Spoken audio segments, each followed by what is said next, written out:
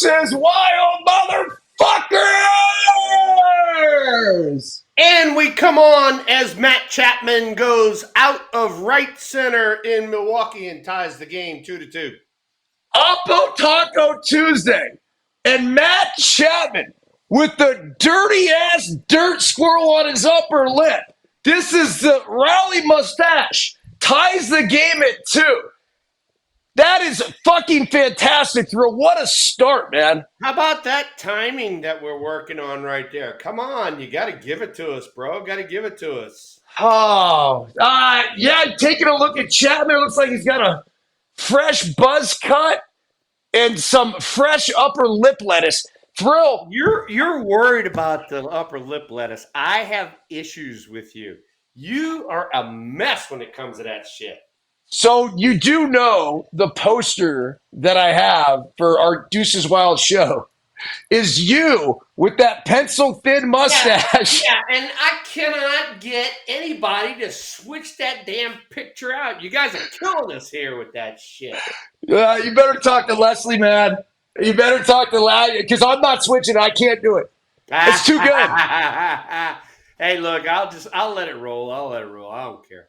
Yeah, fuck it, right? Yastrzemski fly ball to center field. So earlier in this game, Thrill, as we take another look at Chapman, hopefully they show this swing again because it is a thing of beauty. I mean, it's just so simple.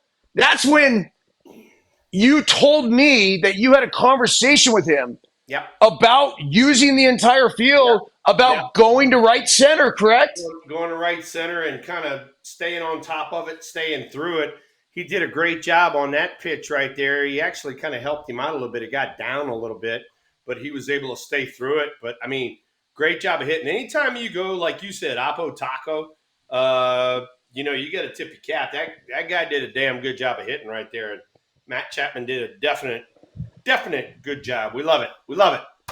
All right, Thrill. Well, once again, we are brought to you by Bet Online, the #1 online gambling destination. For all the latest news, scores, odds, predictions, whatever you want, go to Bet Online. When you're there, though, make sure to type in the promo code BLEAV, capital BLEAV, to get 50% off your first deposit, up to $250. So, no, I do not have the script in front of me. No, I did not stay at a Holiday Inn Express last night. But I've got this shit memorized. Bet Online, where all of you degenerates need to go. But wait, there's more, Thrill, because they have the online casino. They have the poker room. They have blackjack. They have slots, online slots. It just sounds so fucking dirty. Go out there and spend some moolah. Man. Bet Online.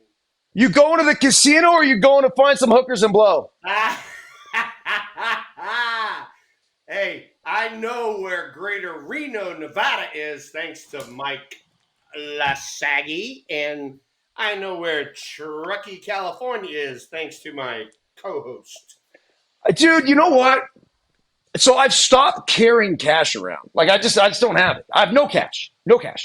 And I don't know why. It's just it's kind of liberating not having to have it, but at the same time, like I never go into casinos anymore. Like I need cash to go to casinos, but everything's on.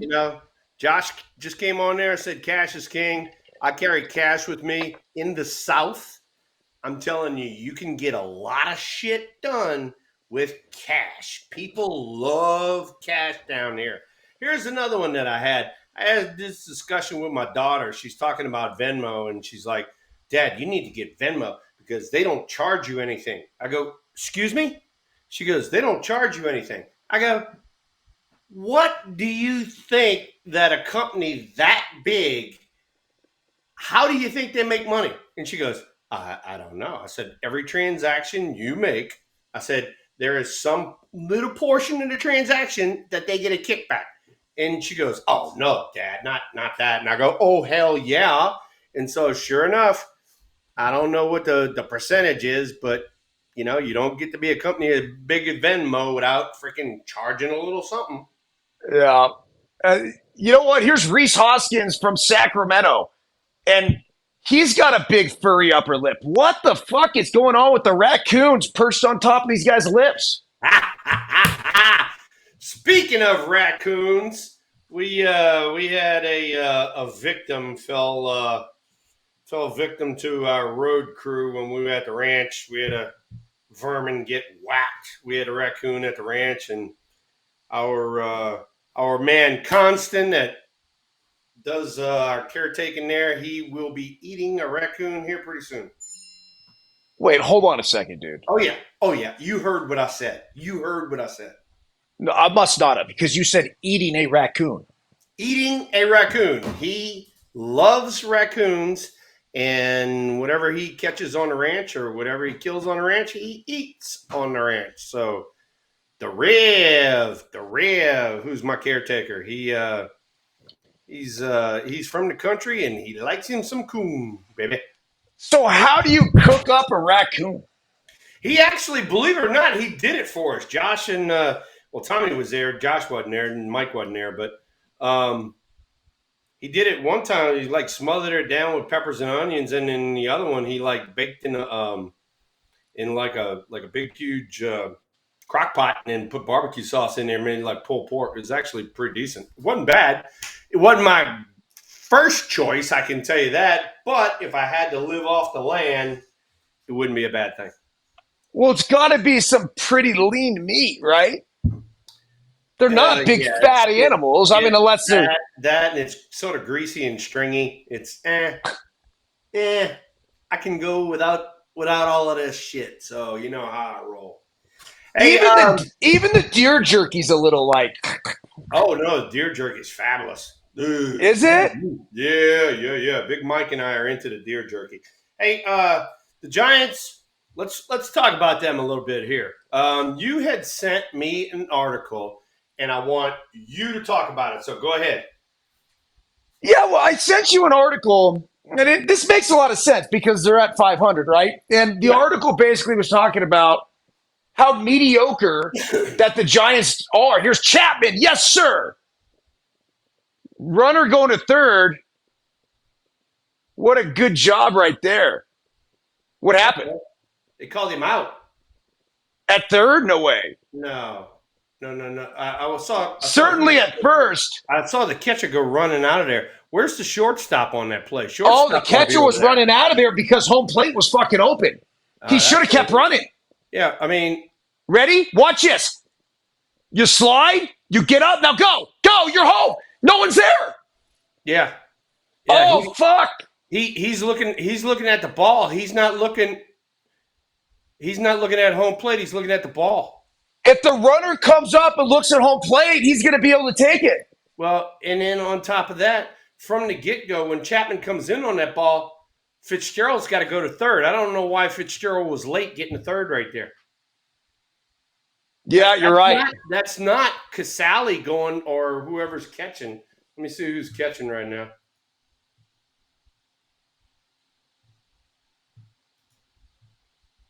Yeah, that was Casale. That's not Casale going down to third base. He should not be in that play. That's when he shows when Chapman comes in, Fitzgerald goes to third, and then whoever's at second base, which would be Estrada's at second. So, all right, nice job, Logan. Way to pitch out of it. So that would be something that after the game we'd be having beers about, and it's like, hey, dudes, we screwed this one up here. And I think the other lesson would be to the base runner. So when you slide into third base, if you happen to see a catcher just hanging around there, get your ass going home. Pitcher would be the only one that could beat you there if he was still hanging around the mound. But you dive in, head comes up, and as soon as you see a catcher down there, I'm thinking, bam, I'm going forward. And you know what? You're exactly correct. Exactly correct. So you get into the bag, right? First thing you do is you pop up and you check to see where the ball is at. As soon as you find the ball, you start scanning in front of you to see if I can advance to another base. And that's why you and I have talked about it, especially in the past, last few weeks, how all these guys, they get up there and they give it the all the bullshit into the bench. It's like, dude, don't be doing that shit. Find the baseball and then find out if you can advance another base.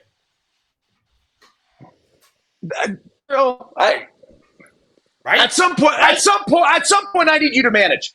Like I do. I need you to manage because you're right. You guys want to do all your dance and all the other bullshit.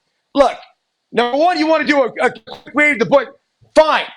But this is not until the play's completely fucking over because I don't ever want your eyes coming off the baseball. Dude, I hammer that home all day to our LTP kids. Don't ever take your eyes off the ball. Ever. You know, that was, believe it or not, and the people in the chat room are going to love this. That's why you could not put a hidden ball trick on the San Francisco Giants, because we talked about it so much. Find the baseball and stay on the baseball. So if you knew who had the baseball, they couldn't do the hidden ball trick. Now, I mean, if you had the brains to do a hidden ball trick, I guarantee you could get a guy a month in the major leagues if you wanted to. Well, Thrill, so in Savannah, there was no box. Right. So you actually could do the hidden ball trick whenever you wanted. And that's when I really, really, really became obsessed with never taking my eye off the baseball. It was incredible. I think they actually made a rule to start limiting it because what they were saying, and Jesse, the owner, had a really good point. Like the hidden ball trick, it's not good for entertainment because all of a sudden, the fans don't even see it, and then they're running off the field. Now, it's good for video. And look at this. Holy shit, he robbed it. No, he did. No, yes, he did. Oh. What a fucking catch. Oh, freaking Blake Perkins went up over the fence and robbed Taro Estrada. Holy shit, man. This is insane. Let's watch the jump. You see the perfect open up. Now he's just going. He looks at the wall twice. He finds it. He gets up. He pulls it back. This is incredible. And Taro Estrada. You just got fucked, man. Sorry, buddy. Shit happens. Sometimes it happens. Wow. That's something. I mean, and I don't even know if Josh and I have even talked about it, but that's something that never happened to me ever. I never got robbed of What's this? anything. What's he trying to say right here? What are they even looking at? I have no idea. Why are they reviewing this? For what? Maybe they're thinking it bounced? No way. Yeah, because there's something back there, some kind of wall. Oh, shit, man. There is a chance. I don't think there's any way they're going to overturn it, but it came loose for a second, and it almost looked like the ball might have come out, and then, he trapped it up against the wall and pulled it back. That's what they're looking at. Looking at it off your TV, I couldn't see what they were looking at. But anyway, to go back to what I was saying, I've never really told anybody this, but I never got robbed because I either caught it or I didn't, one or the other. I mean, when I hit him, I didn't hit no fence scrapers. I hit either a slam bam jobby or that was it. Yeah, this is going to be a catch. There's no question or dispute about it. But you know what's funny? I did get robbed, Thrill. I got robbed by Randy Wynn at Oracle Park. Yeah, you told me Randy went and got you. For a game winner. Fucking game winner. I mean, we had one or two guys on. I think I was facing, I want to say, was it Jose Mesa, Armando Benitez? Yeah. Someone kind of random. In the game, probably Armando. It was. Yeah. This is going to be an out unless something else goes wrong. I don't know what the hell they could rule on. There you go. Yeah. I love that the Giants looked at it, though. Good on the video review set because it was close. I tell you what, It was. I tell you what, that's the one thing. The Giants have been real good this year about their replays. They haven't really, I mean, it's been pretty damn good. So I don't know who called on. They have a full-time staff doing that, right? Like one guy that's just dedicated to it. Yeah, it used to be Sean Dunson. I don't know who's doing it now. Probably one of our stat or video guys or girls or whoever we got up there. But anyway. Well, here's McCray. Grant McCray. He hit a bomb 2 days ago. A little cutter out over the plate that he tanked to right field. He also scored. Did he get him again? He just got him. Thrill. Boom. Wow. Call it, baby. And look at the check. Another little cutter or whatever thing in my bobby. But yeah, he also scored our first run on he got a single, stolen base, a balk, and then a ground ball. So he's got 2 runs scored right now. Nice job. That boy Grant. He's legit, man. He's hitting over 300. Yeah. He has over a 900 OPS. He takes this cutter/slider thing on the inside part of the plate, and he just fucking donkey stomps it. But watch this. The ball trickles down, and this blonde lady is like, next thing you know, on her back, Casali, almost a collision there. Churrio's got to look for the infielder's hand. You see an infielder's hand, get the fuck out of the way. You see so many of those kind of fly balls in the major leagues now where guys almost run into one another, and you're like, where is the freaking communication? You got to be screaming, yelling, whatever. Somebody's going to get crunched one day, and it's going to cost them a career because they can't freaking talk. Yeah. You know what they do? Another good story for the Giants. I mean, geez. Like Heliot Ramos. Heliot Ramos comes up this year. He's got 20 homers. Is our all-star, one of our all-star picks this year. Grant McCray is coming up. He's hitting 3 bills and 3 or 4 homers now, and kind of doing a great job, especially in center field. I already told you how great of a center field he plays. So he's doing really good. So we were talking about something else earlier, and they showed him in center and the read. I love the high home angle that they have. Yeah. But he opens up, takes off after it, and made actually what was a difficult play look very easy. Like you mentioned, he walked in his first at bat, showing great patience, ends up scoring the Giants' first run. And then right here, dude, this guy's looking like the real deal to me. Obviously, he's got some pedigree, and his father was the one who ran through the fence in Portland, Oregon, which we already talked about that. But here's something interesting about Grant McCray, and I'd love to see if there's anybody else born in the state of Montana, but he was born December 7th, 2000 in Billings, fucking Montana. That is a great thing for Steven Luker to look up. Luker, find out if we got any other major leaguers from the great state of Montana. That's something. Is Luker in the chat? I almost don't even want to fuck with my settings. I told you I did a whole daily hustle yesterday. Worry about the settings. I got the chat squared away. We got the cast of characters, and they've been on a roll the whole time. And I kind of like letting you decide what comments you want to bring up and talk about, and which other ones. Yeah, no. So, I mean, before you came on, the chat room was all fired up, and they were talking, left and right, and want to know what time EB is going to come on. And they thought you were going to be late. You were 1 minute late from what you told me, so you did pretty good on that. Hey, while you had your glove right there, let's talk about this, because this is a big deal with Trey Clark. He gave me the Trey Clark quiz the other day about the gentleman that played in the same game for 2 different teams. All right, you take this one.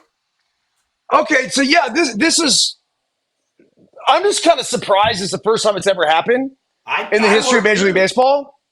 I feel like it should have happened already. I don't think it's that weird. And games get suspended all the time. Yeah.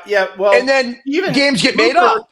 Yeah, Luker earlier in the day had in the chat room mentioned something about Joel Youngblood getting traded and hitting off of the same kind of guys and stuff like that. But I don't know if it was the same team or what. But you got this one, so roll with it. Yeah, so basically it was what? Danny Jansen, Yeah. the catcher for the Toronto Blue Jays, was at bat in a game against the Boston Red Sox when he had an 0-1 count on him and the game got suspended. So in the meantime, on July 27th, Jansen was traded to the Red Sox for 3 prospects. The player Jansen replaced on Boston's roster, Reese McGuire, is now AAA with Worcester. He was behind the plate during the stoppage of play. So what happened was they resumed play, and this is crazy because Jansen was lifted for a pinch hitter, right? But he now was behind the plate. What's even crazier, and this is what I would have loved to see, is if Jansen had 2 strikes on him in the at-bat, the at-bat would have gone on his record if he fucking struck out. As he struck out, but as he was the catcher behind home plate. That would have been insane. So the question becomes, if he did have 2 strikes on him, would he have just called a fastball down the middle? To himself. Hold on a second. And if you're the pitcher, there's a brotherhood here, man. You got to understand, you don't want to punch out your catcher. That's not a good look. So if I was a pitcher, I actually would have been the one to go up to him and been like, yo, Jansen, buddy, I got you, dude. Tell whoever's coming to pinch hit for you, I'm going to throw you a dick ball. Just to put it in play. I'm not going to punch you out. And if he hits it, he hits it. He does it, he doesn't. So there you go. Everyone made a big deal out of the story. I like to look a little deeper and think, well, what if? And I think that would have been a little bit more fun. But the dude that came in who pinch hit for him ended up striking out. I believe it was, let's see here. Oh, fuck, I don't know. Whatever. Onward and upward. Hey, look, yeah, so let's go back to the Giants average thing, right? It's a freaking great story, so you gotta love it. It is a great story. So the Giants average thing. Yeah, we got away from that one. We got away from that one. Yeah, I'm going to give you like my 2 cents real quick here. All right, go ahead. They're 66 and 66. Boom. They're middle of the road. They're a 500 team. And so you're wondering, like, okay, how do they become a 500 team? Well, they're saying that they basically do 2 things elite. And one of those things is catching and pitch framing. That's just their thing. What the fuck? Yeah. No, it's true, man. Catching and pitch framing as much as I am what the freaking fingers you put down and if we win a lot of games or not. Yeah. I don't know. But they then go in to what they're average at. And here's some of the statistics. Their batting average, 243, 16th in MLB. Their OPS, 708, 14th in MLB. Runs per game, 4.30, 15th in MLB. Baseball's hit harder than 95 miles per hour, 15th. Extra base hit percentage, 15th. Strikeout swinging, 13th. Percentage of productive outs, 17th. Percentage of base runners that eventually scored, 15th. Like, it's just a bunch of average fucking stats, which, well, you know what you have if you have average stats? A pretty average team. That's why you said before we came on the show, the guy, whoever wrote the article or whatever he did, he called it the most average team ever. And, you know, I mean, You and I talked about it for the last few weeks. I'm just waiting on them to get hot. It's like, come on, and just floundering around here at the 500 mark. That's not going to do it. I mean, I'm looking at the wild card race right now. They're 5.5 back of the Braves, who have the last slot, and the Diamondbacks and Padres, who are in their division and who they're going to play a lot in September, are in front of them. So guess what, boys? We need to pick up the pace. Let's go. So the other thing that they're extremely dog shit at is stealing bases. That's something, in my opinion, in today's game we need to address. You got to get some guys that can fucking run. We got a few more guys that can run now. Fitzgerald can run. McCray can run. Estrada can run.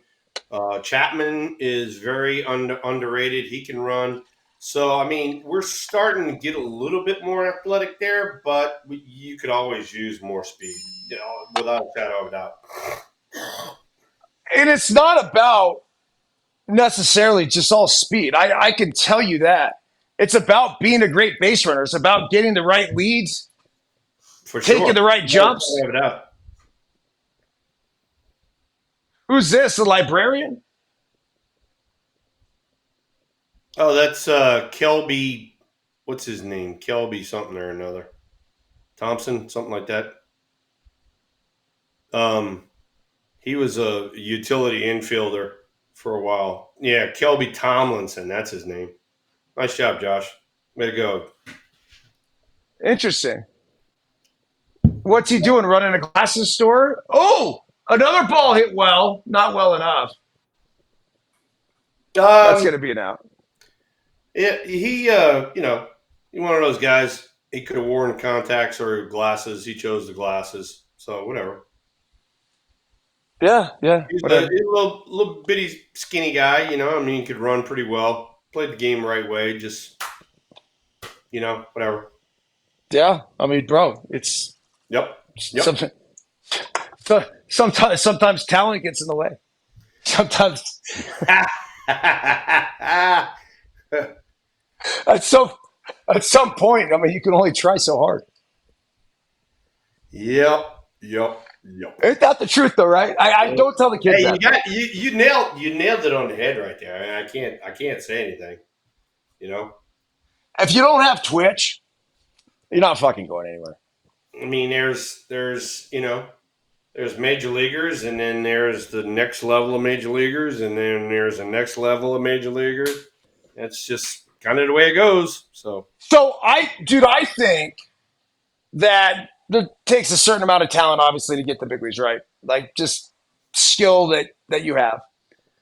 Then, what happens, and this was really reaffirmed when I watched the Greg Maddux documentary, which I wanted to bring up to you, and I'm sure a lot of people have talked to you about this already.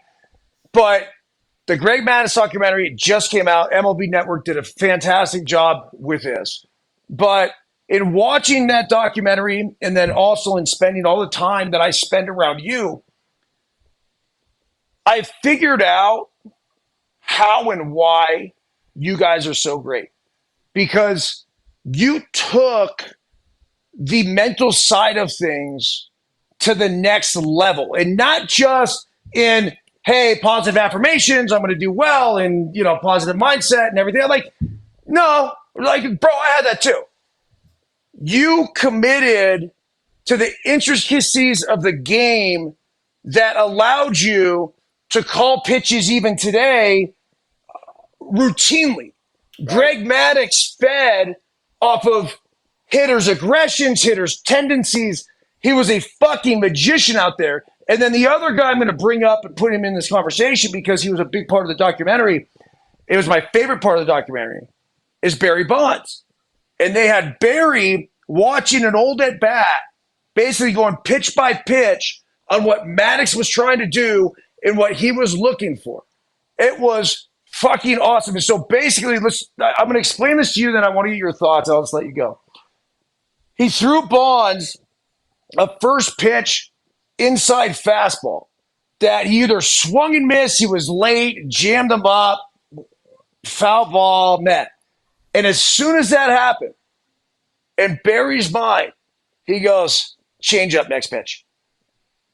So Barry then is here, sees it right out of the hand, doesn't even offer. It's just like he knew it was coming. So at this point, Barry then said, fastball inside. He's got to come back in there again. He set him up for the same fucking pitch that he just weakly popped up foul the other way. Yep. And he clipped his ass. Homer, gone. Yep. That's it right there. That's bro. That's the little stuff, the little game within the game that you and I talk about, and you even said it. And hey, look, and there's a lot of major leaguers that did it that way. I mean, you looked heater, and then you adjusted to everything else. I did not look heater. I mean, I've told you that till I'm blue in the face. There were certain situations I looked breaking ball. There's certain situations I looked changeup.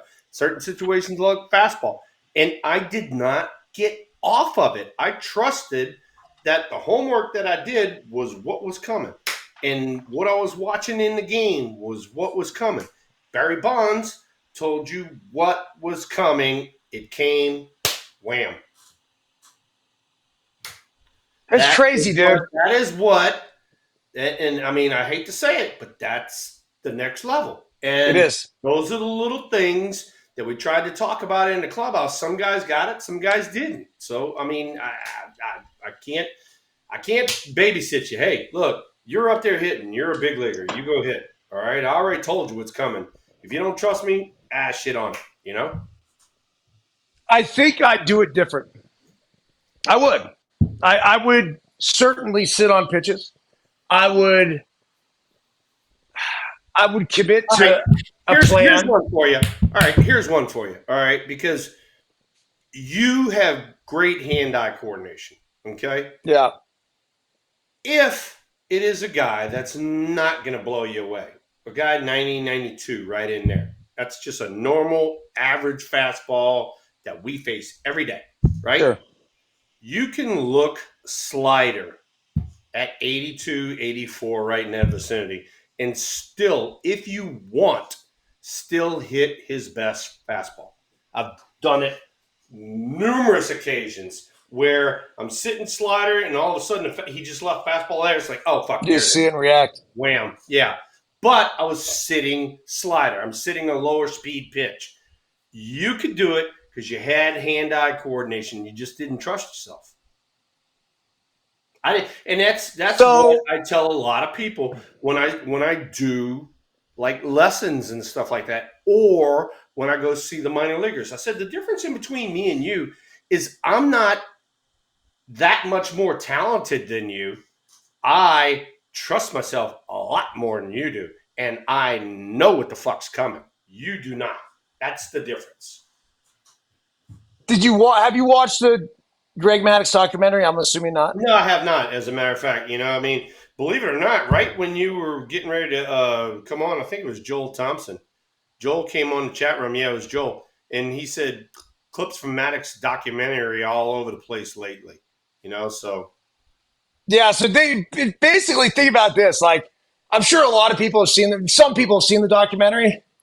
It's like some people see this show, but then once we cut this shit up and start spreading it out across social media. Now, bro, millions. You realize millions of people watch our shit. Millions. Oh, yeah. But here's the thing. I mean, I'm sitting here, you and I are talking. We got 16 people in the chat room, right? Yeah. Right?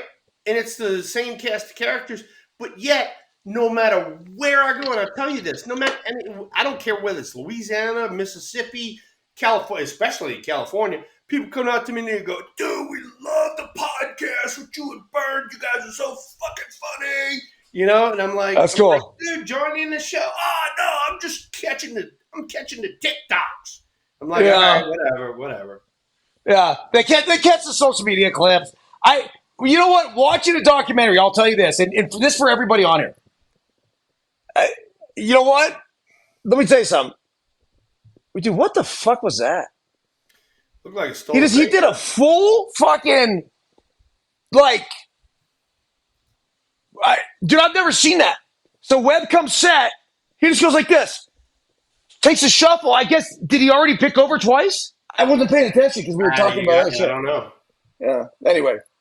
Yeah, he probably did. Maybe that's why and how he took off and stole the base. The Brewers third in stolen bases, by the way. The Giants, Webb already had 104 pitches at the bottom of the sixth. Well, this is definitely his last inning. That's first off. No, it's got to be like his last hitter. Yeah. But I mean, you're not going to set him out for fucking 110 maybe? No. So, anyhow, going back to this for a second. They talk about Greg Maddux, 1989 playoffs, and you reading his lips, fastball inside. And they show the homer, and they talk about how, look, that really bothered Maddux. He was the best pitcher in baseball at the time. It bothered him? Well, you could tell, like, yes! he could not believe that he was standing there 60 feet from him, and he's looking at Zimmer, and he goes, fastball in. What the shit? I mean, God, anybody can read those lips. It's just 2 words. Fastball in. I think Plus, on top of that, I told you, we had 2 other lefties in the lineup that he was pounding in. He's going to have to throw me a fastball in sooner or later. And I'm standing there looking, and he says it. It's like, well, duh, what should I be looking for right here? So once you saw, I walked up to home plate, and I freaking dug my hole, and I cut my hole fucking 6 inches short because I was sitting on that bastard. And I got it. Thank God I didn't miss it. So basically, you've told me about this before, but because you read that, you got 6 inches off the plate inside, right? Like you said, you dug your hole 6 inches away from the plate and then allowed for the tension-free barrel release. Here comes fucking now the ball. The street. Now the ball that's on the inside freaking corner is now out over the plate. What was that, a homer? Oh, yeah, Willie Adames. Damn it. That ball is center cut. Whatever he threw right there was center cut. Dude, he's at 100 and some. Like, wasn't he done? Yeah, they're gonna go get him right here, I'd imagine. I mean, that didn't do shit with the changeup. Was it a changeup? I don't know. It was 86. It didn't do anything. All right. Well, if it was 86, it was a changeup. And that was a fucking bomb, 86 too. 86 mile an hour center cut ball goes. It goes way up yonder. Shit. And here comes Duvall. Yeah, that's going to be it. Here's the pitching change. So, going back to the Maddux thing, you could tell that he seemed annoyed. And he had this look on his face when he talked about it. That was, I guess people say he said. The professor got taught a lesson by the thrill. And that's what fucking bothered him. That he's the thinking man. He's the magician. He is the one that will outsmart fucking everybody. And guess what? Up until that point of his career, he had never give up in a granny. Oh, welcome to the big leagues, big boy. Woo! Oh, dude. That was so good. It was so good. Yeah, he said, he goes, I guess people say that he read my lips. And he was just, I read his lip. He was just fucking bothered by it. And he was ready to move on to the next subject. So good, dude. It really was. Really, really was good. When it comes to that documentary, by the way, and I'll say this about the podcast and where you're consuming it, whatever else.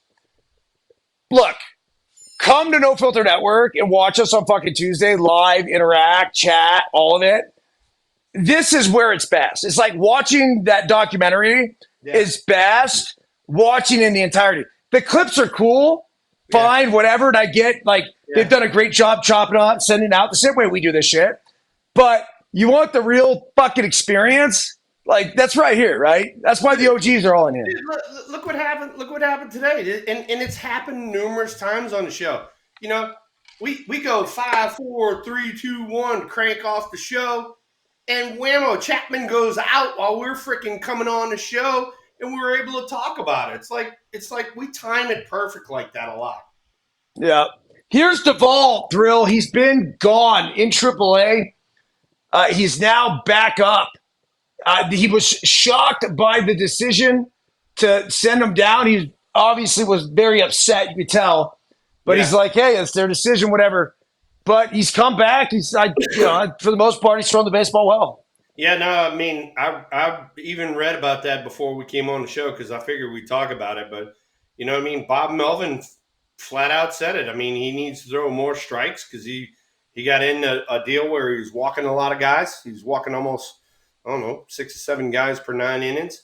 And then he was really slow to home plate. So everybody's running on him like a track meet out there.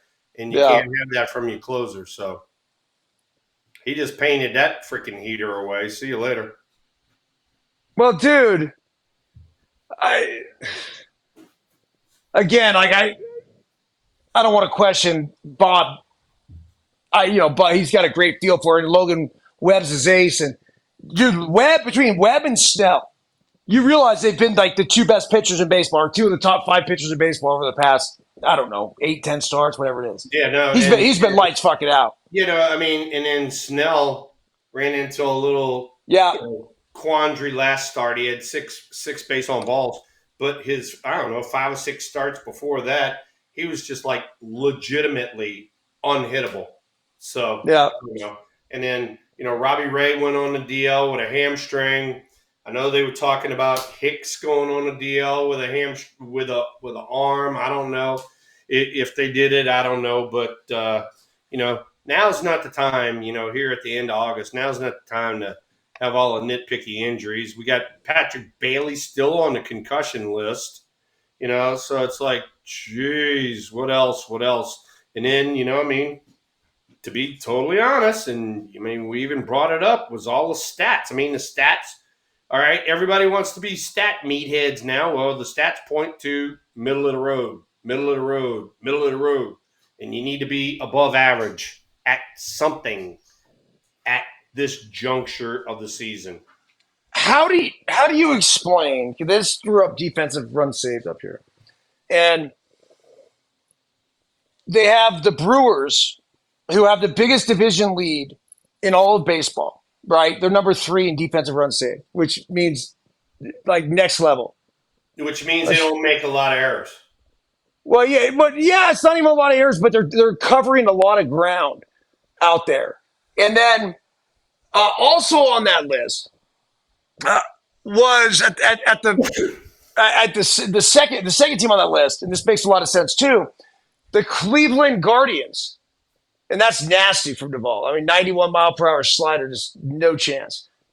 So the Guardians are number 2, and they've been having a fantastic year out there in the American League Central.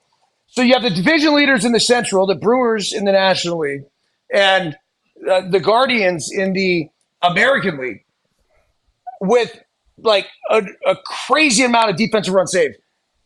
On top of them is the Toronto fucking Blue Jays, who aren't having a fantastic season. Ball in the corner. Let's see if it's extra bases. Of course it is. And a double here. But, I wondered the validity of all these stats, right? Because then the Dodgers and someone else was below there. But they're at like 40 defensive runs saved, and these other teams are at like 80. I'm like, nah. It's just got to be in the what do you call it? The pitching for Toronto's got to be horseshit. That's the only way to explain it. That has to be so. But that right there, I just happened to watch that swing from the side. any left-handed hitter that kind of buggy whips a 99-mile-an-hour inside fastball, that should not happen. I mean, that's either I'm looking in and I'm starting my swing even before I see the ball, or the ball is just a big, huge mistake out over the dish right there. Yeah, that was Sal Frelick, the first-round draft pick from Boston College. He was drafted in the 2021 draft, 15th pick overall. He's meh. He's had a meh. Okay numbers so far. Good player though. Yeah. Well, all right. Like he's a nice player, but he's not a superstar. He's not going to be a superstar. Yeah, but to get back to where you were going with the run saved or whatever the metric is, defensive run saved. Yeah, whatever. All right. I can just tell you one thing right now. I mean, and it's the old saying goes, pitching and defense wins ball games. And so if you're saving runs on the defensive side of things, pretty good chance you're going to win. Unless you're like the Blue Jays and don't have a good pitching staff. There you go.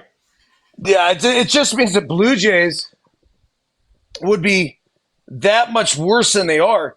I mean, let's take a look at this. Toronto's in last place. They're hovering around 500. They're 65 and 69. 8.5 games back of a wild card, 13.5 games back of the division.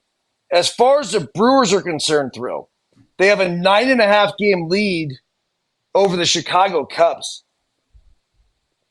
Huh.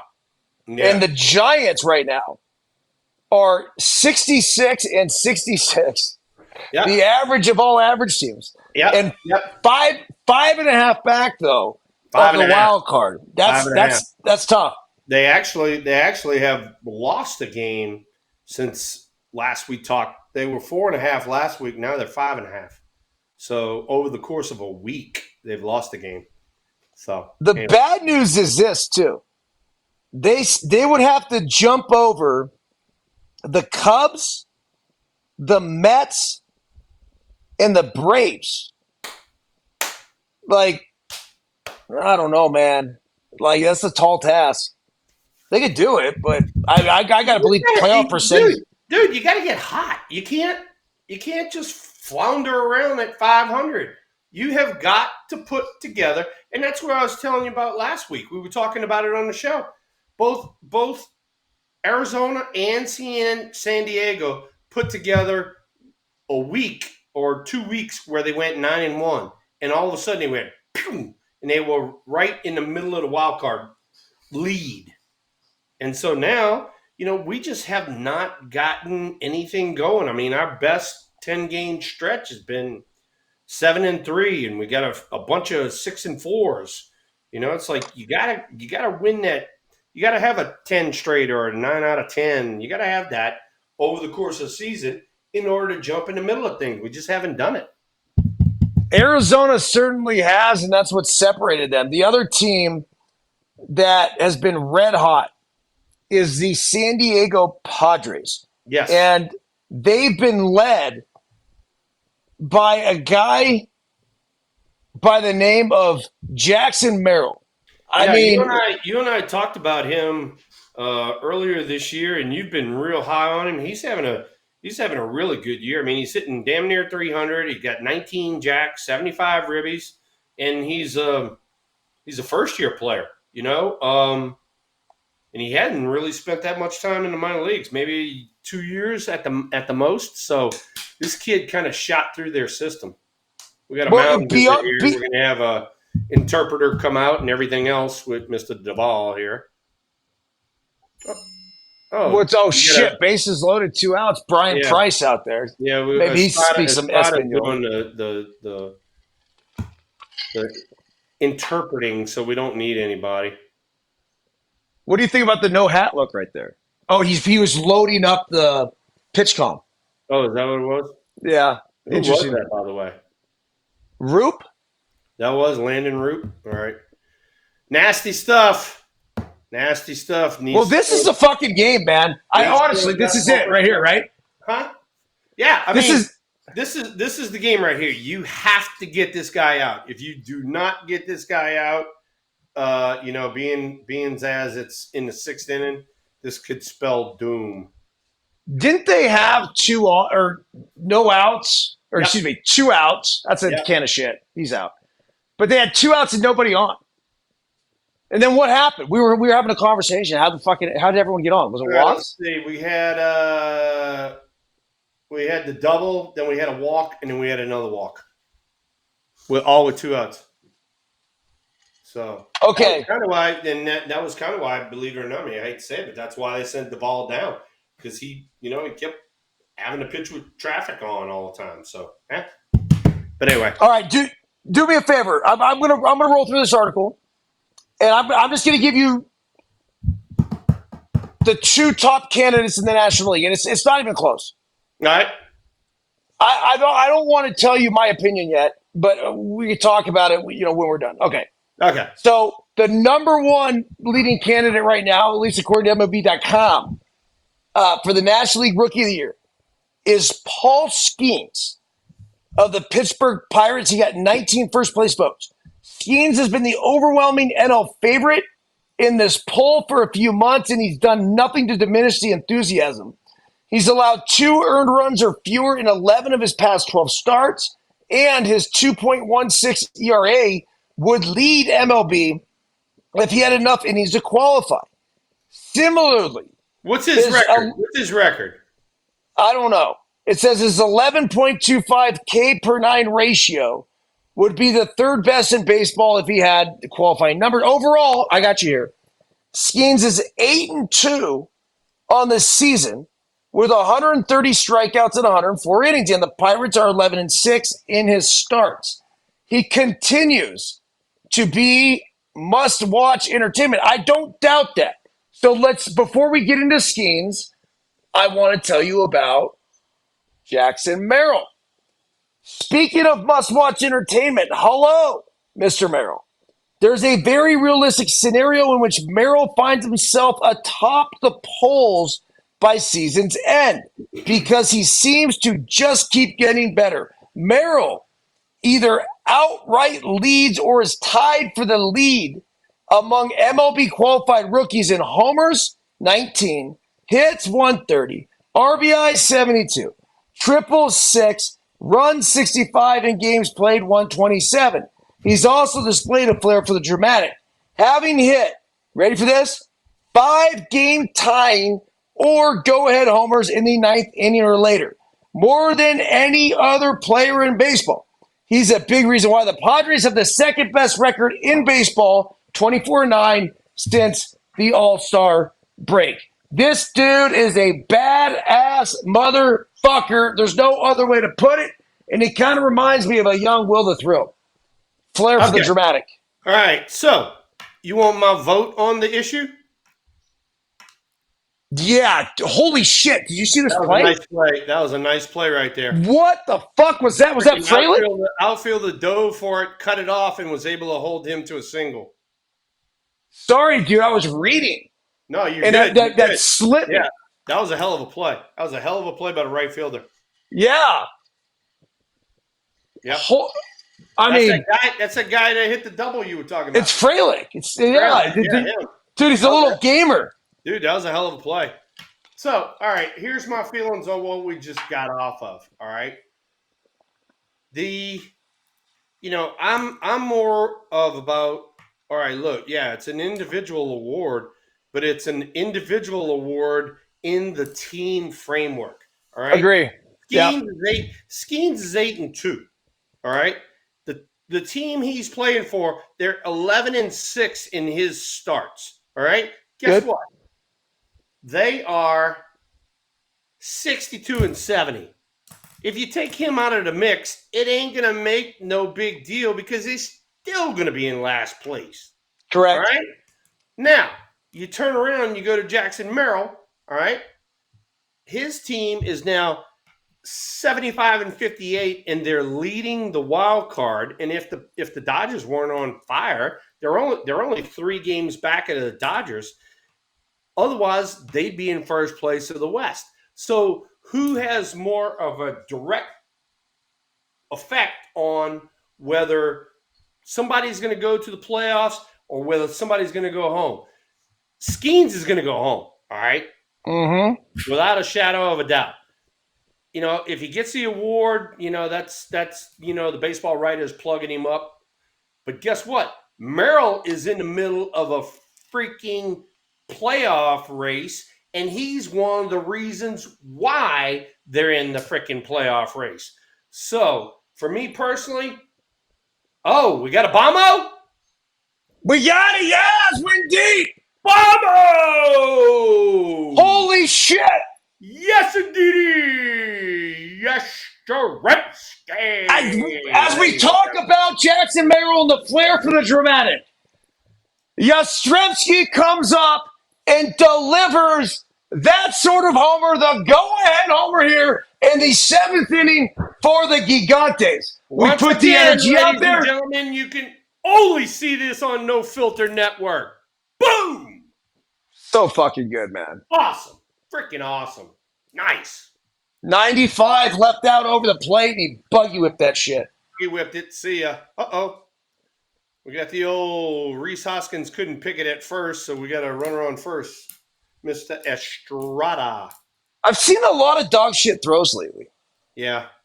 Yeah, and I've seen a lot of kind of dog shit first base work too. Guys that just don't know how to pick it. You want to know the truth. And evidently the ball went in the dugout. Now Estrada gets second base.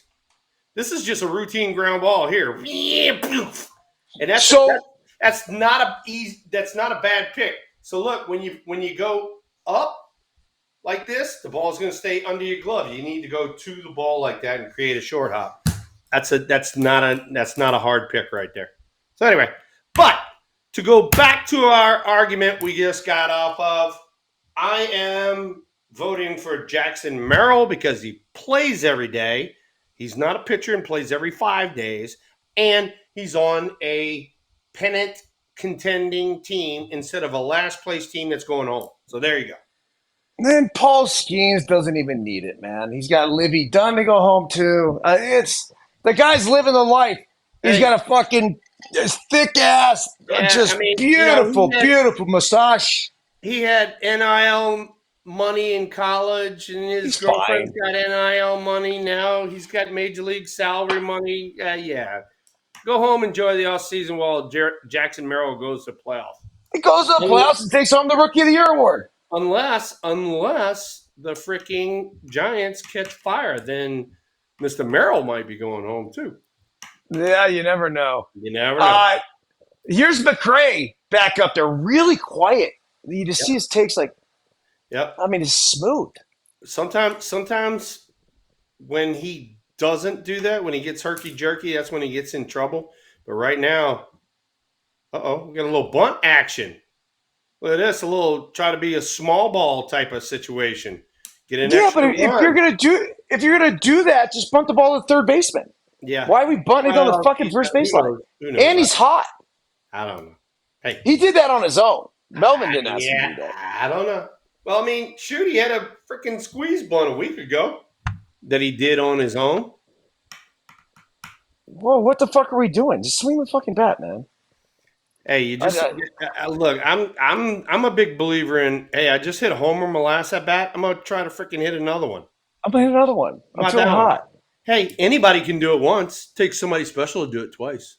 Yeah, here's the 5th inning. I want this. Yeah, thank you. And we're playing for multiple runs right now. I'm not playing for one fucking run. No, I'm not playing to get a 2-run lead. I want a 3-run lead. Yeah, we're in the 7th, right? And we know. Or how about we got nobody out? Let's keep the rally going. Rally, rally, rally. Let's not give away a fucking out. Thank you. I don't like giving away outs. Thank you. All right. 2 balls, 2 strikes to McRae. The pitch. See ya. Now, you give not only that, you give him a fucking strike. That is his nemesis, the old high fastball. If he can stay off the high fastball, he's going to be all right. This right here, he cannot hit. He cannot hit that, man. Sorry, he cannot hit that. Okay. He like so if I'm Bob Melvin, hit it. Thrill, I'm Bob Melvin. You walk back in the dugout after that at bat. I'm sitting here on the top step, like Bob does, kind of like leaning against the sink. And, McCray's going to come right here. And I kind of give him a little, like, hey, love the thought process. Awesome job. Love the idea. Try to be a team player. Next time you're up there in that situation, when you hit a home run in your previous at bat, swing the fucking bat. Fuck!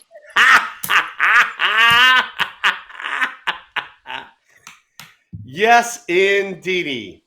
Oh, right? And by the way, since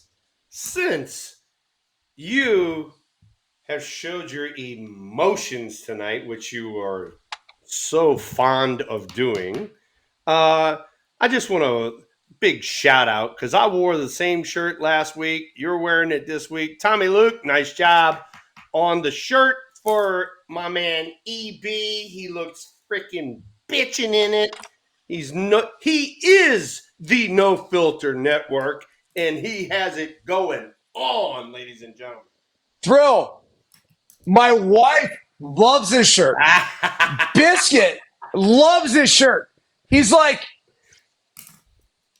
you think you could ask Mr. Thrill if he could get me one? I want to wear it golfing.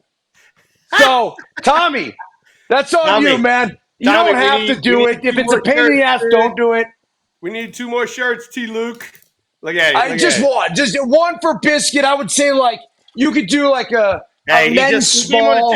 He came on the chat room and said, done. You'll have them. I promise you. Don't worry about it. Bro, he was so fired up. I mean, it's so dorky. It's fucking beautiful, right? It's awesome. But I love, like, it's just we like the fucking party, man. And then I got the little flippy here mixed in with it with the double bird. Look at you. You're all squared away, dude. Does it get better than this? This should be my new street. What do you call it? Profile pic.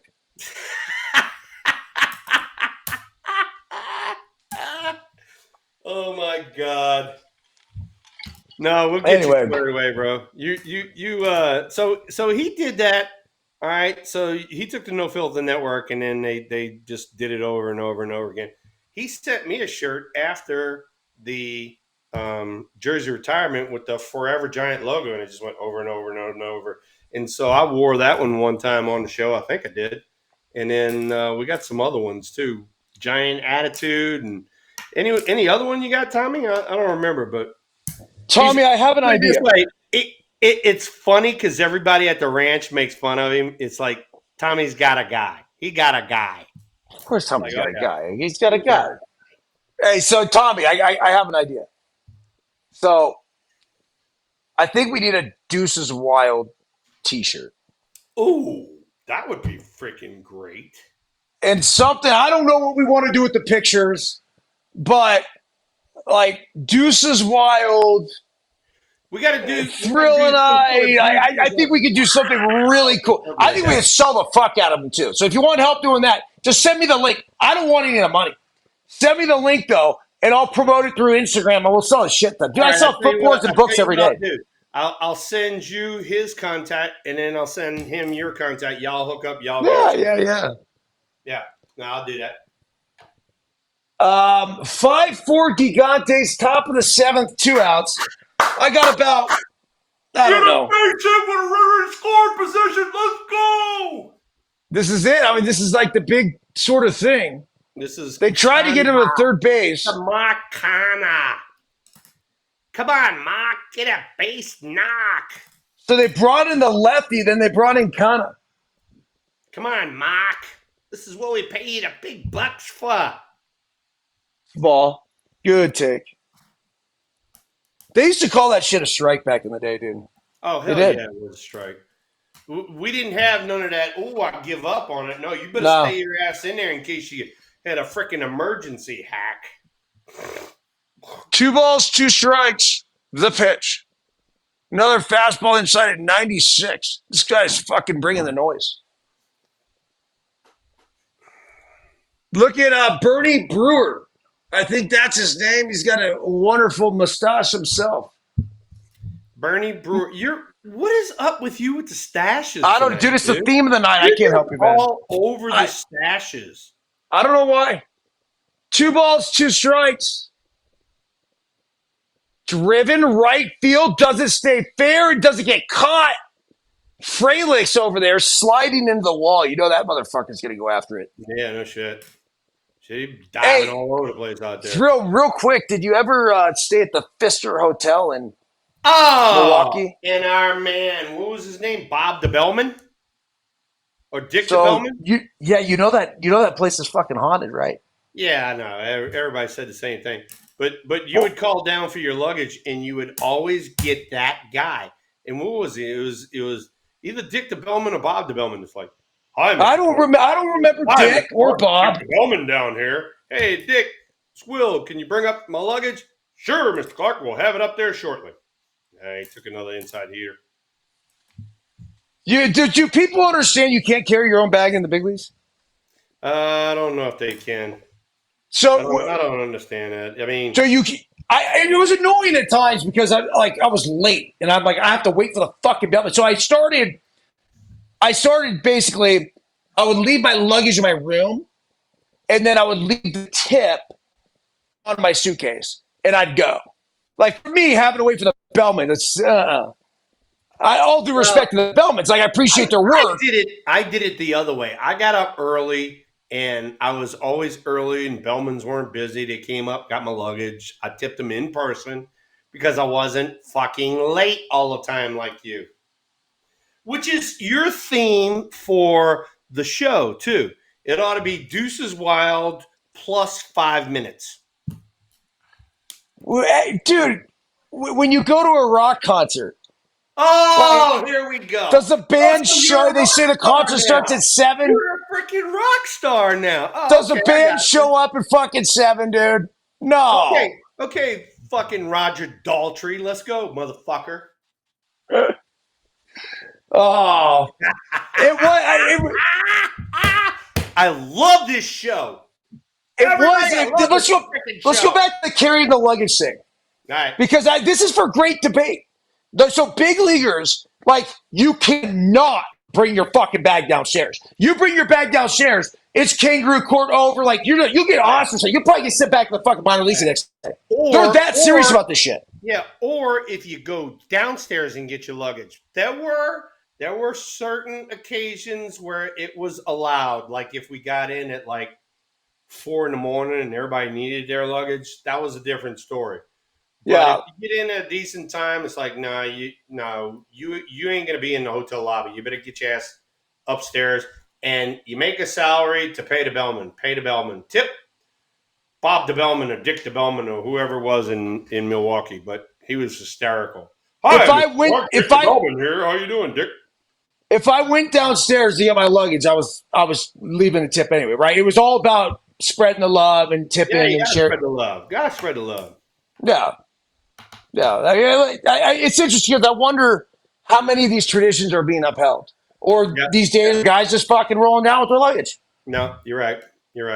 Hey, Wes just came on there. He says if you're 10 minutes early, you're 15 minutes late, and that is the truth, Wes. That is Vince Lombardi time. That's where I learned it from. So I am not going to be late and get fined like Mr. Byrnes. Troy's the same way. You have to understand this, though. I was never fucking late for baseball. No, I get that. Never. Like that. I was the first one. I was the first one at the yard, and the last motherfucker. Oh, I wasn't always the last motherfucker to leave. When I was playing when I got hurt, I became the first motherfucker at the yard, and I was the first one out. It was just, dude, I'd stay there for the games, but it was, there's nothing worse than having to watch that shit. Hey, look, because I wanted to play. Hey, Tommy Luke and I were on the same team. It started in high school, went to college. Coach Polk had, a syllabus written out. We followed it, time to time. And then it happened when I got to the big leagues. They were like, do not be late for anything, especially every meeting we're going to have. And we're going to have a bunch of meetings. So what do we know about this? Here's another one that pisses me off till today is guys can't get the signs. I mean, Dude, this is not rocket science. I mean, there's an indicator, whichever indicator you pick, and then there's basic signs. Bunt, hit and run, steal, squeeze. That's it. 4 fucking things you got to look for, plus an indicator. That's it. And why guys could not get it? Oh, I'd get so mad at them. I'm like, you're a fucking moron. That's your problem. You're a fucking moron. What was the most confusing sign you ever had, though? The confusing sign. So I'm going to give you an example. I'm pretty sure when I got to Seattle, Mike Brumley at Double Sky Point, man, like this guy was fucking awesome. Passed away recently in a car accident. This is a good time to pay a little tribute to him. I remember Brum. Brum was fucking great, man. So yeah, I remember. So Brum would be like, "Yo, all right, here's our signs. This is bunt. This is hit and run, and this is steal. Right here, bunt, hit and run, steal. Like very simple." I'm like, "Oh yeah, very simple. Sure, no problem." He goes, "Okay. The indicator is gonna be the belt." I go, "Okay. So we need belt here. Boom, boom, boom, boom, boom, boom, boom, boom, boom, whatever." He goes, "But," he goes, "2 things need to happen after I give you the sign. I either have to close it back up with the belt, or I give you the sign, and I get like this, and I'm wiping it off. Then we're gonna restart." I'm like, "Fuck, bro." I said, "Seriously?" So the irony is that he gave me the squeeze sign, and this is the very end of my career. This is like literally like people like think this is how I went out of my big league career. It's somewhat true, but he gives me this. He gives me the sign, right? So he goes here to here, and now we're bunting, right? We're bunting, which I just imagine is squeeze, because I didn't think there wasn't a squeeze sign. It was just a bunt sign, but he gave me the fucking bunt with Ichiro on third base, and then he closed it back up, and I'm like, "Oh shit, he just gave me the bunt sign. Does this mean the fucking squeeze?" But he's never talked about a squeeze. He's never given me a squeeze. I've never had a squeeze. I'm like, "Okay, maybe it's a squeeze, maybe it's not." I said, "This is what I'm going to do. I'm going to stand in the box, and if I hear Ichiro coming down the line, if I hear I'm him, going to fucking bunt. And if I don't, then I'm just not going to bunt. I'll just take the pitch, I guess." So I went into it with all this indecision, and sure enough, I'm here. I'm waiting. It was like, "Runner!" I'm like, "Here!" And there was a fastball like down and away, and then I fucking pull up. I pull back on the squeeze. The catcher like backhands it. They get his ass at home. It was fucking awful, dude. It was so bad. So bad. All my fault. I was so pissed after the game, and shit wasn't going well. I was like 3 for 30 or something. I got on my beach cruiser. I rode out of town. I was fucking gone. That was it. I was done. Hey, and on top of that, pay $20 in kangaroo court, goddammit. At least. So, but again, like, you know, it's kind of complicated. It is, right? Like, I guess when you get the bunt sign with a runner on third, we just had never gone over. Like, you don't have an individual squeeze sign, do you? Yeah. Oh, yeah. You always had a squeeze sign, and the hitter had to answer. So if the hitter didn't answer, so I didn't answer shit. Yeah, if the hitter didn't answer, it's like, oh well, fuck, he doesn't know the sign, right? So I'm on third base, and Corey Schneider is up at home plate. Corey Schneider and I played on the Olympic team together. He is a right-handed dead pull hitter. Oh, so fuck. if I'm on third base and I'm running in there, he's gonna decapitate me if he doesn't get the sign right? So sure enough, Roger Craig and Corey's like you were. I mean, he was in a slump, and so he puts a squeeze sign on.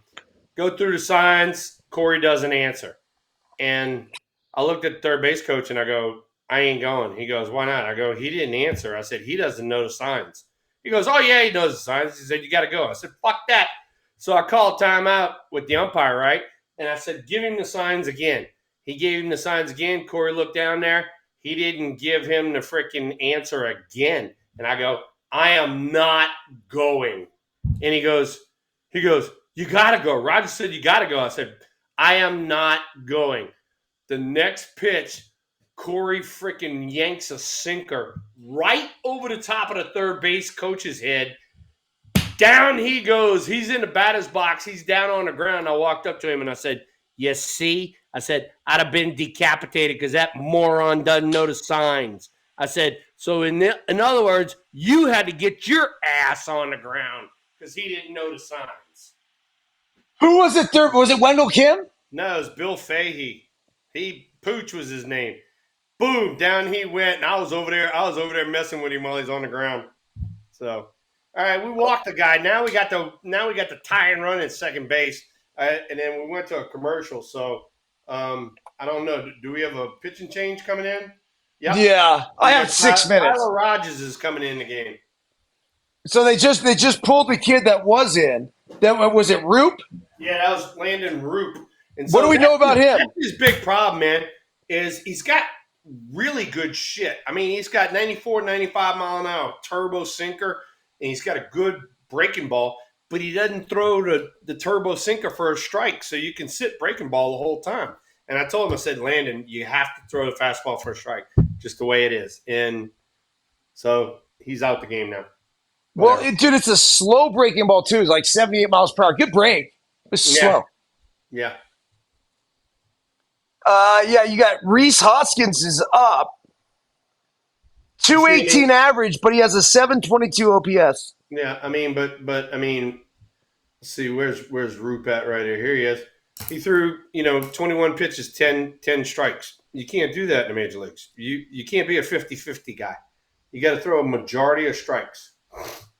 So Thrill. Yeah. Yep. We have less than 5 minutes left because I told Tara.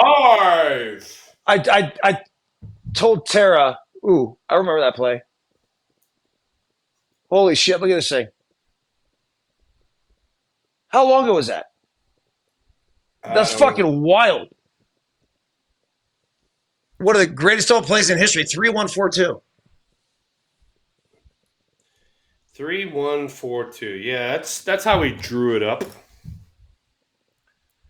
So here we are. I mean, this is a big moment. Tyler Rogers into the game.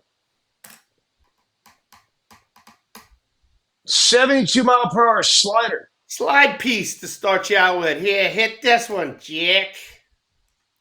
Huge moment. Runners at first and second. Another slide piece. 72 miles per hour from down under. And what do you think he should look for this pitch? If I'm Reese, I'm sitting all slider, right? Oh, what? The whole fucking time. Fastball, baby! 83 miles per hour, trimming deep left. You're out. We got a man there. Let's fuck with this for a second because I love everyone who shows up here. All right.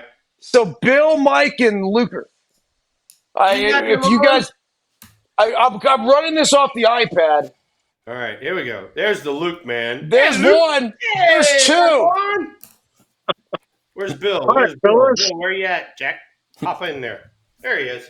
And there he is. What's up? So you were mentioning Corey Snyder right now. Yep. Yeah, you said I saw that in the chat where you got that edition. That's funny shit. That was literally just got this the other day, man. This is so awesome right here. Hey, that was a absolute hysterical photo shoot. We shot that one morning at the Stick. Corey was wearing the wig, and I had the Will's World on, and we're going, "Party on, Corey, party on, Thrill." Like that the whole time. We're just having a ball with it. We had a laughing giggle. And all the articles inside. I mean, look, dude, you couldn't even do this anymore with a freaking cigarette ad. Yeah, no, I got a big Marlboro dude on the back. This is like old school, 1992, man. So check out. That's how we roll, Jack. I turned 18 that year. I mean, that month. This is freaking awesome. So yeah, dude, there you go, Corey. Yeah, Snyder. no, that's a great issue. I love that one. I couldn't even tell you how many of those I've signed throughout the years. Well, since you signed some, maybe we'll talk later. Anyhow, so yeah, cool, man. So anyhow, pretty fun. I just had that handy too because I just got it and you mentioned it, so I thought it pertained to the conversation. Yeah, no, and then I saw where you had gotten it in the chat room earlier, so that was cool, man. That's great. Awesome. I'm glad it came up. You guys used to suck down any Marlboro Reds like I did? Marlboro Light. No. Nope. Never. That was you being you. So you know what I used to do? I'd hit. You envisioned yourself being the fucking Marlboro man. I know what you were Of thinking. course. It's It's exactly fucking what you were thinking. brilliant advertising, dude. They fucking drilled it because I wanted to be the Marlboro man. So I didn't even like smoking. It wasn't even about that. I didn't even inhale. But what I would do is I would hitchhike down to Stanford Shopping Center, and then I would go scour the cars. Because back in the day, what people would do is they would leave their cigarette packs, like, I don't know, by like the e-brake or something. And I'd break into the car and I wouldn't take the entire pack. That'd be bullshit, man. That's a dick move. Nor would I take their last cigarette. But if they had multiple cigarettes, then I would grab the Marlboro Red. I mean, that was my preference at least. But I'd take a Camel Light or something if I fucking had to. Mike, and then we're talking to a freaking thief. We are dealing with a thief is our host of this show. One with morals, though.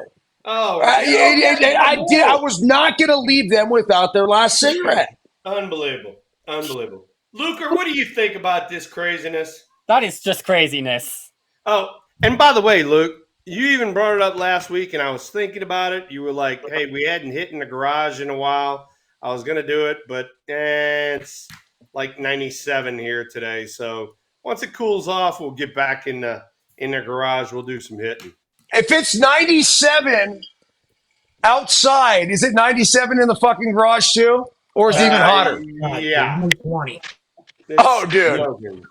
There's something about our garage. Like I go down there on a hot or cold day. It's like it could be 20 degrees outside and it's 20 below zero in the fucking garage. There's just something about it freezing. Rodolfo, what's up, buddy? What's happening, fellas? Just bringing all you fuckers on here at the end of the show. Appreciate it. It's been a little while. I know. I missed you guys. And usually we get rolling and whatever else. I know, Rodolfo, I know Battleborn, I know Josh are going to be at the Autism Night. You going to be there? Yes, sir. All right, you got your Triples Alley stuff?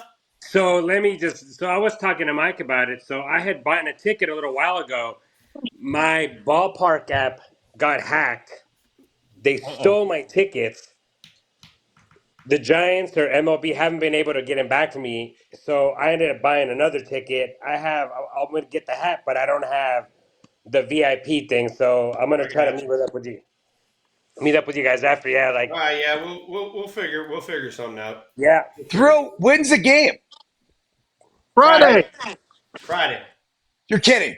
Nope. No. This Friday coming up. And then. Dude, I'm going to fucking be there. Hey, there you go.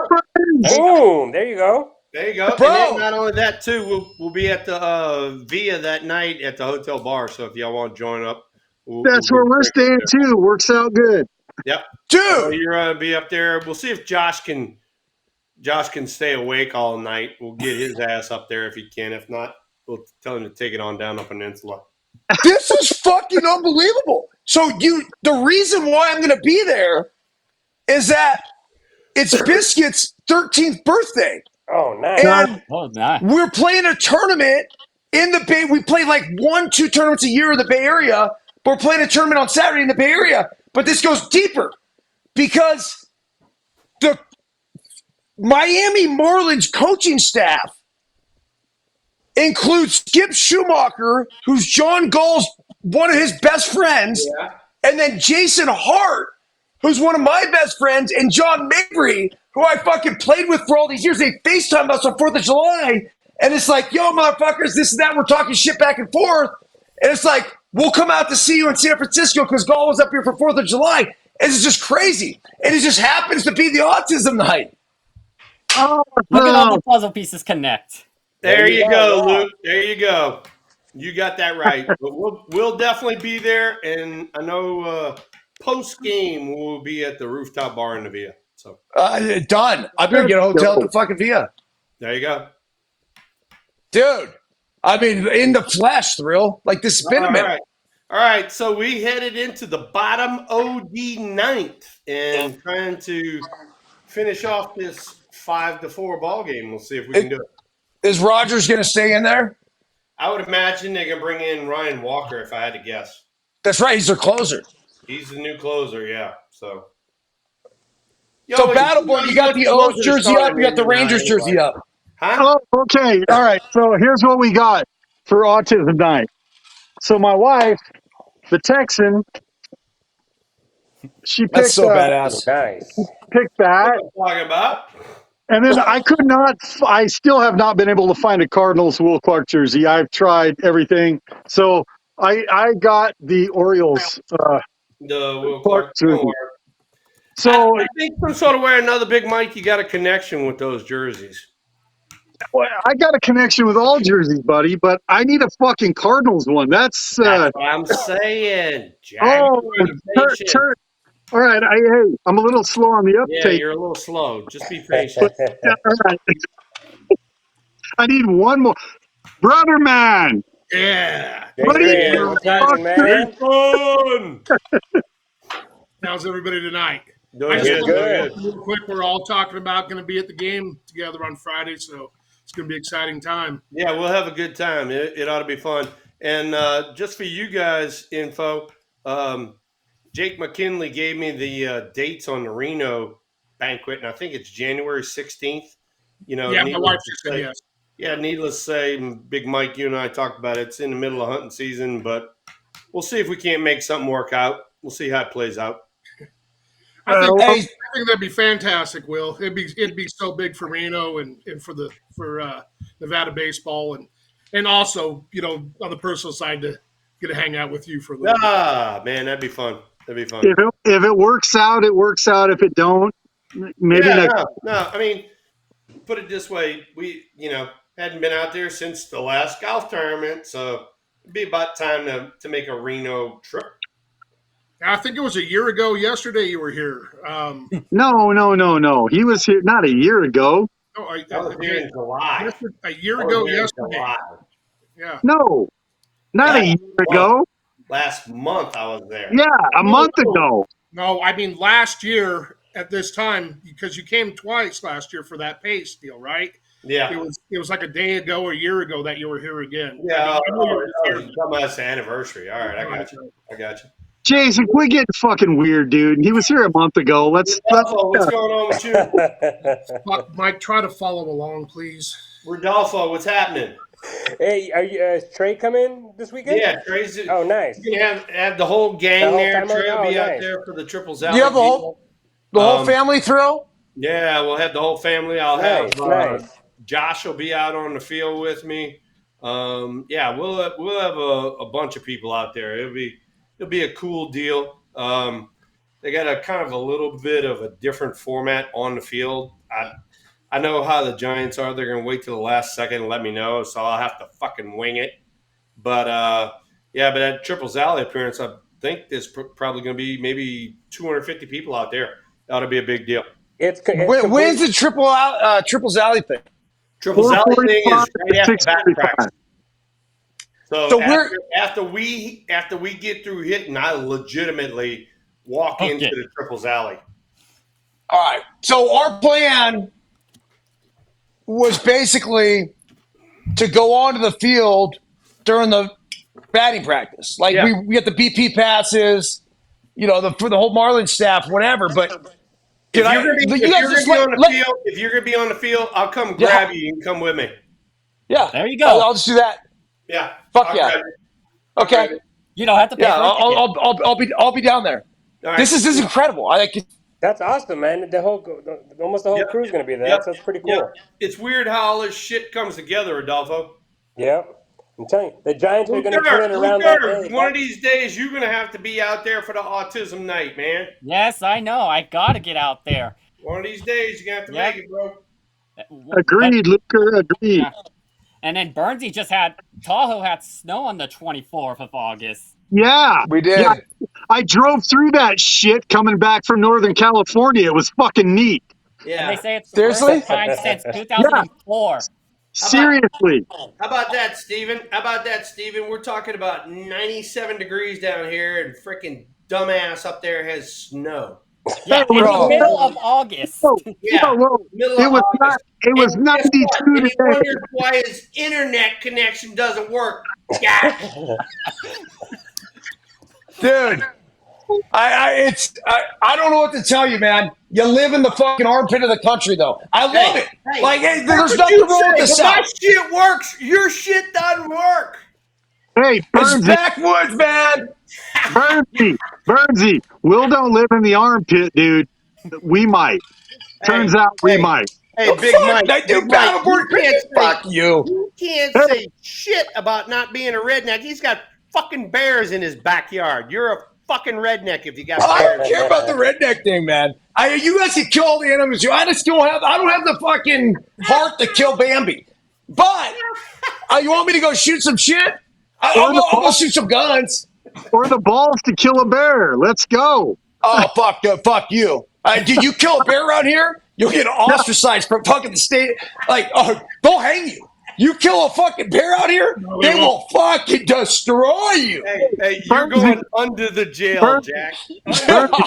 Hey, let me tell you this, Burnsy. Want a bet? I killed bears there. Nobody ever fucking knew anything about them. Nobody ever better fucking know, dude. Never. Everybody knows now it's on No Filter, but nobody knows when or where. Time. So if you look at, but now there's a fucking all points bulletin, headhunt, manhunt for the guy that fucking goes on No Filter Network that looks like Santa Claus because he admitted he killed a fucking bear, dude. We got to go witness protection now for Battleborn Mike. They're going to put the posters up in the post office. You laugh about that, Burnsy. You laugh about that, but all the game wardens down here say the same thing. They're like, all of these idiots break the laws, and then they go on Instagram and all that, and they brag about it, put the videos on it. That's how we catch them all. I'm like, what I did in California was 100% legal, and the second wave better prepared than the first wave. That's all I got to say. I'll say that. By the way, Burnsy. By the way, freaking Colorado's still in the game. Yeah, no. Well, the runner on first, Sal Frelick, who I love that fucking kid. Base hit to lead it off. Rogers then got a strikeout. We're 1-2 with one out in the bottom of the eighth. We need a double play. 6-4-3. 6-4-3. No way. Come on. Long pause. Step out. It's called time. What's he doing? How don't you call time? If you're the hitter, how don't you call time on that? Yeah, he's trying to freeze him to death. Right? Yeah. He's like statued. Unless Luckery just already called his one time out. So who knows? Thrill. Lee Smith or Jim Rice? Which story do you have most of? Jim Rice or who? Lee Smith. Oh, without a doubt, Lee Smith. I know Lee Smith real well. He still actually lives down here. He's in North Louisiana, and I see him from time to time. He is a beauty. I love Lee Smith. He was an intimidating presence on the mound. Oh, big time. Especially when he came in the game in the shadows in Chicago. It wasn't no fun. There was a ground ball. 3. Oh, fuck. What a play. Good Lord. Hold on. Check this out. And Frelick gets spiked. Bullshit throw. Jesus Christ. Oh, that's Kanaha. Yeah. That's not Wade Jr. That's Kanaha. No, but look, dude. There was a play earlier. Great job by Fitzgerald. Fantastic job. Watch this. Frelick slides into it. Thank God. Oh, he got him. Yeah. Oh, Jesus. And he wore a spike in the ass, too. Yeah, no. That is the cardinal rule of playing first base. You don't throw into the runner, but then again, when you pivot around like that, you also don't drop down. You stay on top of it so you can get a four-seamer instead of throwing the old woo. Same thing Tyler Rogers threw in there. Same thing he threw to second base. I don't know if you guys saw this earlier at the beginning of the game while I was actually watching it. And Lamont Wade Jr., he had a ball up against the screen, and he fucking missed it. And they ended up getting out of it, but I don't know. It was like the 14th pitch of the at-bat. And it was such a long at bat. I'm like, I'm going live, no filter Right. scenario. And I posted it on IG. But he missed the fucking ball. Like, it was funny because I actually I was going to ask you about that. Like, it was the opposite, basically, of you when you went over the rail. Right. When Willie Mays and you landed in the commissioner's lap. Right. Right. You know, that's the thing. You know, and that's what I say about all these guys that play the outfield right now. You know, dude, you got to know where the wall is. You got to find the wall, get to the wall, and jump, or whatever it might be. Same thing with if Lamont. I didn't see the play that you're talking about, but it's get to the netting and then work from there. So I don't know. We'll see. All right, this is what I'm going to do. I love all of you guys. I mean, I really do. But I'm going to go one by one. And don't take it personal. Rogers throws the ball over there. Okay, guys, thanks for joining. Motherfuckers, I'll see you on Friday. Yeah, we'll see Everybody you guys Friday. there. Mike, I'll catch you. Yeah, bud. Nice seeing you, Luker. Yeah, Luker had the thing up. Luker, I'm gonna have to X you out. I want to show Thrill this. That's a great fucking pitch. So I'm just gonna start one after another, after another, after another. Nice job. See ya. But we love you guys. We love you guys. Get the fuck out. Love you guys. Thanks for joining. All right. So here's the play. Check it. 3-1 count. And this is Jackson Churio. So this is who's already homered, and he's kind of bailing on him right now. There's no way you should throw a ball in on him. Everything should be away right here. Oh, scary swing, man. There. All right. You have just bought yourself, ladies and gentlemen, a 3-2 slider. 1,000%. There's no way I'm throwing him a fastball. Let's see if he... Did he go? Yes, he did. He actually fouled it. What a fucking pitch. Oh, nice job. Tyler Rogers. Okay, Thrill. This is it right here. All right. I'm going to show you the play. All right. In the very first inning, okay, you had Webb out there battling his ass off. Right. And this ended up being a 14 pitch at bat. I captured the 14th pitch of the at bat, and this basically ended up being the play. Okay, just leave it right there. I got it. Okay. Yeah, just leave it there.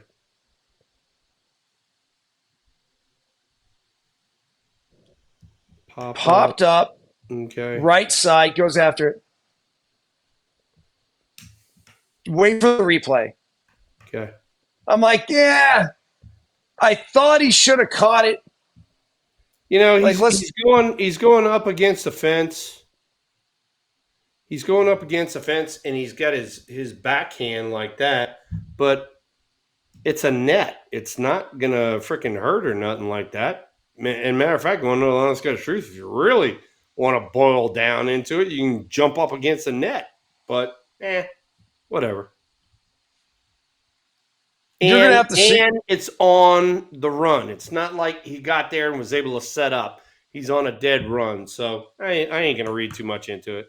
Okay, and nor should you.